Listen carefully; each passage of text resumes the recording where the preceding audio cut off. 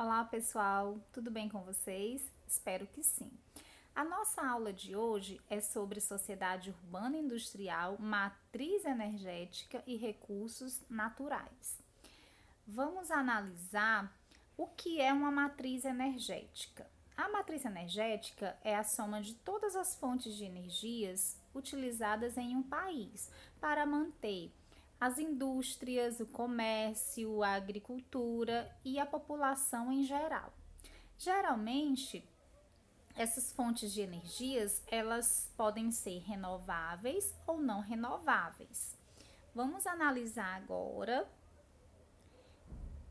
o gráfico mostrando essa matriz energética mundial, onde 31,9% é de derivados do petróleo, 27,1% carvão mineral, 22,1% gás natural, 4,9% a energia nuclear, 2,5% a hidráulica, que é das hidrelétricas, 1,6% outros e 9,8% a biomassa. Vamos aqui. Essa energia mundial, essa matriz energética mundial, como eu já falei, e nós vimos, né, no gráfico, a maioria é de fonte não renovável, que são os derivados do petróleo. No entanto, devido ao acúmulo de poluição na atmosfera, devido a esse tipo de energia e também ao seu esgotamento, vem crescendo a utilização e a pesquisa de fontes de energias renováveis, tá? Em maioria, a eólica e a solar. Podemos observar aqui a matriz energética de 2017, a gente já viu, né? No gráfico anterior, nós temos aqui a energia eólica. No Brasil, ela é bem preponderante, né? A energia eólica no Brasil, devido ao litoral ser imenso. A gente até comentou na aula anterior. As matérias-primas e os recursos naturais, certo? Essas matérias-primas, elas podem ser naturais ou transformadas. Por exemplo, a madeira é uma matéria-prima natural, retirada da natureza. Já o papel que a gente utiliza nos livros, né, entre outros, já é uma matéria-prima transformada. Outro exemplo que a gente pode trazer é do ferro, que é uma matéria-prima natural retirada, o minério de ferro, do subsolo. E ele é transformado, né, no aço, que é utilizado em vários setores da indústria. O consumo de matérias-primas. O consumo dessas matérias-primas é bem interessante a gente ver como o consumo das matérias-primas vem aumentando no decorrer do tempo, do passado tempo, devido também às atividades realizadas, as atividades industriais e também ao aumento da população mundial. Nós temos aqui, em 1970 era em média 22 bilhões de toneladas. Em 2010 chegou a 70 bilhões de toneladas, certo? Podemos citar também o crescimento populacional, certo? E também deixar bem claro que os países desenvolvidos, os países ricos desenvolvidos, são os que mais consumem materiais industrializados e, consequentemente, as matérias-primas, certo? É necessário que a necessidade de se repensar, como vem mostrando nesse último parágrafo, a questão da sociedade de consumo, tá? Dessa necessidade de se implantar um programa de reciclagem de matérias-primas, tá? Ampliar as fontes de energias alternativas no processo de produção, para que possa prevalecer o desenvolvimento sustentável, para que o planeta possa conseguir suprir as nossas necessidades de forma equilibrada ou sustentável. Imagina só, se esse ritmo de consumo continuar, né, em 2050 estima-se que a população mundial chegue a 9 bilhões de habitantes, seria necessário em torno de 180 bilhões de toneladas de matéria-prima anualmente, certo? Então é algo que tem que ser repensado. Bem, essas cadeias de inovação, né, visa a produção de uma forma que possa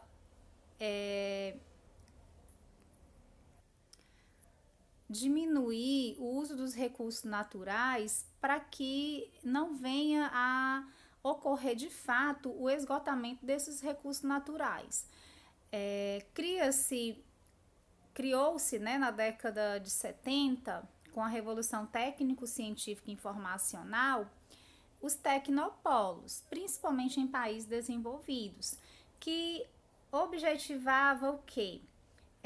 Elevar a produção e a produtividade, certo? A disseminação desses tecnopolos pelo mundo fez com que essa produção acelerasse, mas de uma maneira que, como foi citado há pouco, buscasse diminuir ou reduzir a utilização desses recursos naturais, tá certo? Então, eu espero que a aula tenha esclarecido vocês um pouco sobre esse assunto, tá? E a gente vai agora fazer a correção da atividade da apostila, tá? Momento, ainda tem esse gráfico, esse mapa, né? Mostrando os 20 países que mais investem em P&D, que é em desenvolvimento, né, dos tecnopolos no mundo. Então, os países desenvolvidos, como a Austrália, tá aí, né? Austrália, o Japão, Estados Unidos, Canadá, Estados Unidos, né? No caso, e alguns países europeus são os que mais produzem. E o Brasil também, temos alguns tecnopolos no Brasil. Agora sim, vamos para a nossa correção, tá? A primeira questão diz assim: a respeito das matrizes energéticas mundial e brasileira, assinale V para as proposições verdadeiras e F para as proposições falsas. Em seguida, escolha a alternativa correta. Se eu não me engano, a atividade não tem para assinalar a alternativa, mas a gente vai fazer aqui. Marcar V ou F. Letra A. A matriz energética mundial é caracterizada pelo intenso uso de combustíveis fósseis como petróleo e carvão mineral. Verdade, né? Então, marquem aí. B. As fontes renováveis de energia representam aproximadamente 14% da matriz energética mundial, somadas às energias eólica, solar, geotérmica, hidráulica e biomassa. Verdadeiro. C. A energia solar é a fonte